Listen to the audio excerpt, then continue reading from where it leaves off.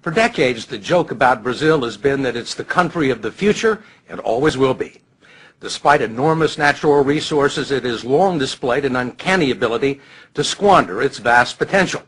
Now, it's beginning to look like Brazil might have the last laugh. While most of the world is consumed with debt and unemployment, Brazil is trying to figure out how to manage an economic boom. It was the last country to enter the Great Recession, the first to leave it, and is poised to overtake France and Britain as the world's fifth largest economy. Its outgoing president may be the most popular politician on the planet, and with the World Cup and the Olympics on the way, Brazil is about to make its grand entrance on the global stage. The story will continue in a moment.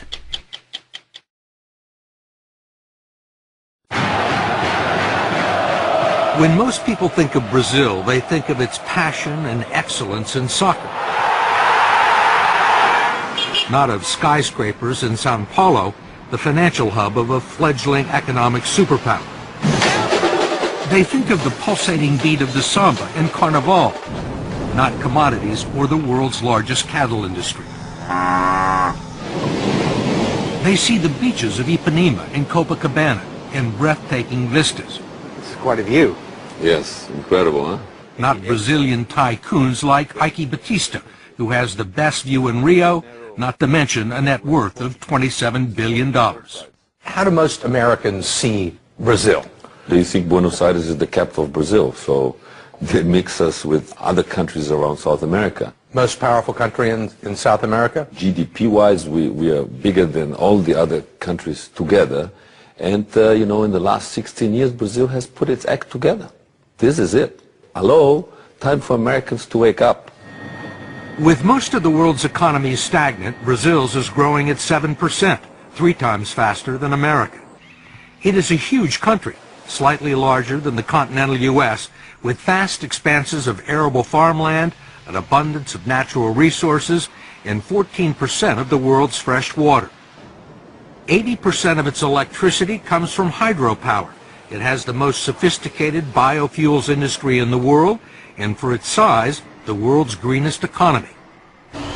Brazil is already the largest producer of iron ore in the world and the world's leading exporter of beef, chicken, orange juice, sugar, coffee, and tobacco, much of it bound for China, which has replaced the U.S. as Brazil's leading trade partner. And Brazil has the size to match China's appetite. You have it's a big everything. dragon on the other side. You have everything they need. We have, yes. You need the Brazil to basically fulfill the Chinese needs. Batista, who has interests in mining, transportation, and oil and gas, is building a huge superport complex north of Rio with Chinese investment that will accommodate the world's largest tankers and speed delivery of iron ore and other resources to Asia. But it's not just commodities that are driving the Brazilian boom. The country has a substantial manufacturing base and a large auto industry. Aviation giant Embraer is the world's third largest aircraft manufacturer behind Boeing and Airbus, and a main supplier of regional jets to the U.S. market. Ike Batista says the one thing that Brazil could use more of is skilled labor. We have to create more engineers. In my oil company, I'm importing Americans to weld our platforms. To weld the platforms? Yes, there's a lack of welders. We're walking into a phase of almost full employment. This country has created almost 1.5 million jobs this year already. It's unbelievable. Brazil has seen periods of prosperity before, only to have the bubbles burst. It spent billions in the 50s and 60s moving its capital to a barren savanna near the middle of the country where it built Brasilia, a futuristic city right out of the Jetsons. Then it borrowed billions more to develop the country's interior. Corruption and ineptitude eventually led to a financial collapse, 2,000% inflation, and at the time, the largest financial rescue package in the history of the International Monetary Fund. Then a few years later, this man walked into the president's office. President Luis Inácio Lula da Silva, known simply as Lula, is a former metal worker with a fourth-grade education and a doctorate in charisma. When he was elected 8 years ago on his fourth try, Lula was a firebrand labor leader with socialist tendencies. Some predicted another Hugo Chavez. But he's about to leave office with a 77% approval rating and much of the credit for turning the country around. We talked to him at the presidential residence in Brasilia. When you took office, there were many businessmen, both in Brazil and abroad, who were very nervous about you, who thought that you were a socialist and that you were going to take the country sharply to the left. Yet these people now are among your biggest supporters. How did that happen? Look, every once in a while I joke that a metal worker with a socialist background had to become president of Brazil to make capitalism work here. Because we were a capitalist society without capital. And if you look at the bank's balance sheets for this year, you will see that the banks have never made so much money in Brazil as they have during my government. The big companies have never sold as many cars as they have during my government. But the workers have also made money. How have you managed to do that? I have found out something amazing. The success of an elected official is in the art of doing what is obvious. It is what everyone knows needs to be done, but some insist on doing differently. One thing obvious to Lula was the social and economic chasm separating Brazil's rich and poor. He gave the poor families a monthly stipend of $115 just for sending their children to school and taking them to the doctors. The infusion of cash helped lift 21 million people out of poverty and into the lower middle class, creating an untapped market for first-time buyers of refrigerators and cars. But he was also far friendlier to business than anyone expected, encouraging growth and development and maintaining conservative fiscal policies and tight banking regulations that left Brazil unscathed by the world financial crisis.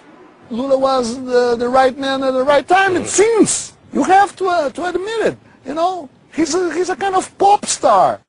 Eduardo Bueno is a colorful commentator and best-selling author of popular Brazilian history.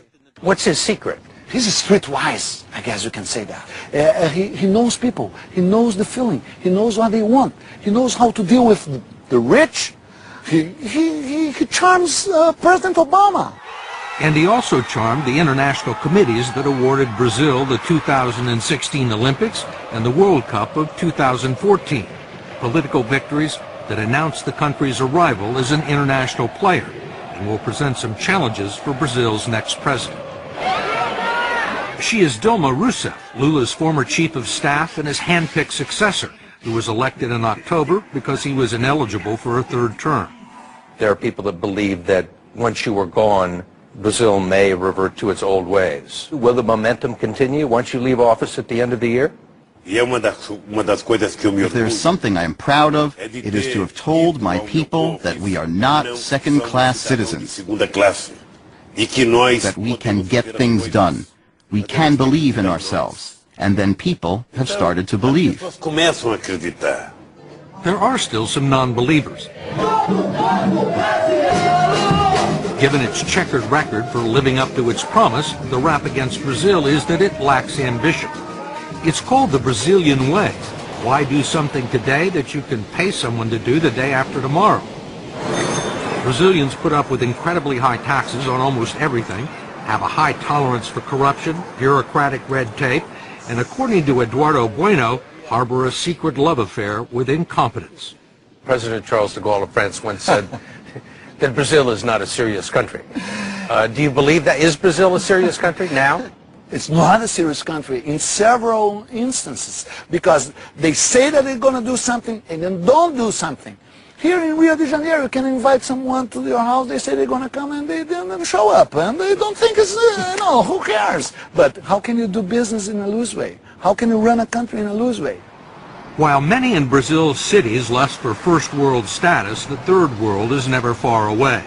For decades, Brazil ignored the festering slums known as favelas, which wrap around Rio, overlooking some of the most valuable real estate in the city.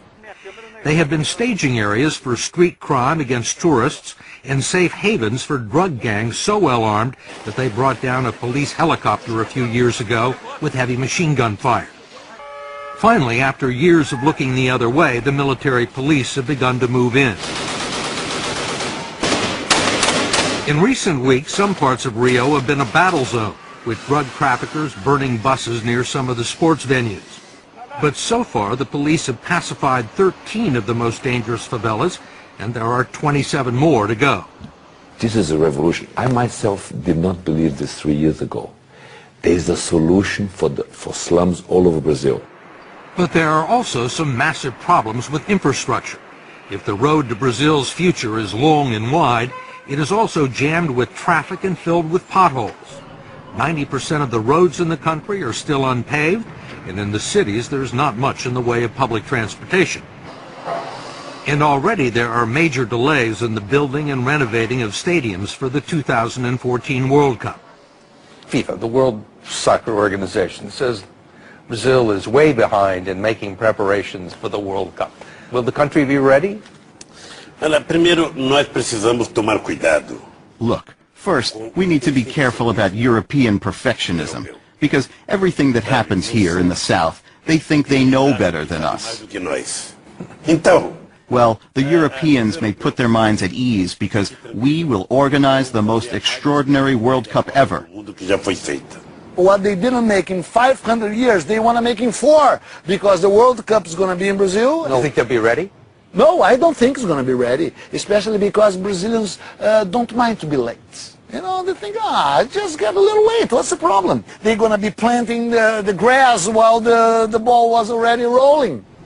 Whatever happens in Brazil, no one will be able to blame it on a lack of money. That's because 150 miles off the coast lie what are believed to be the largest discoveries of oil found anywhere in the world in the past 35 years. Petrobras, the state-owned oil company, is preparing to drill 20,000 feet below the surface of the Atlantic to reach oil fields that sit underneath layers of salt beds. This oil story is $1 trillion story right in front of us here. What do the offshore oil discoveries do for Brazil? What do they mean for the country's future? Oh, it means, you know, we should be producing in excess of 6 million barrels a day. So it put us among the third, fourth largest producer in the world, massive exporter. President-elect Dilma joked that the oil discoveries were just the latest proof that God is Brazilian. An economist from Goldman Sachs, no less, had predicted that Brazil, along with Russia, China, and India, will dominate the world economy in the 21st century. If it happens, Brazil would be a different kind of superpower, one that would rather make love, not war. It has no nuclear arsenal, and aside from contributing a small number of troops to the Allied cause in 1944, Brazil hasn't fought a war since 1870. Why fight? With all the pleasures, beach and sun, war, forget it. Soccer, let's watch a soccer game. Let's go to the beach. Let's drink a beer.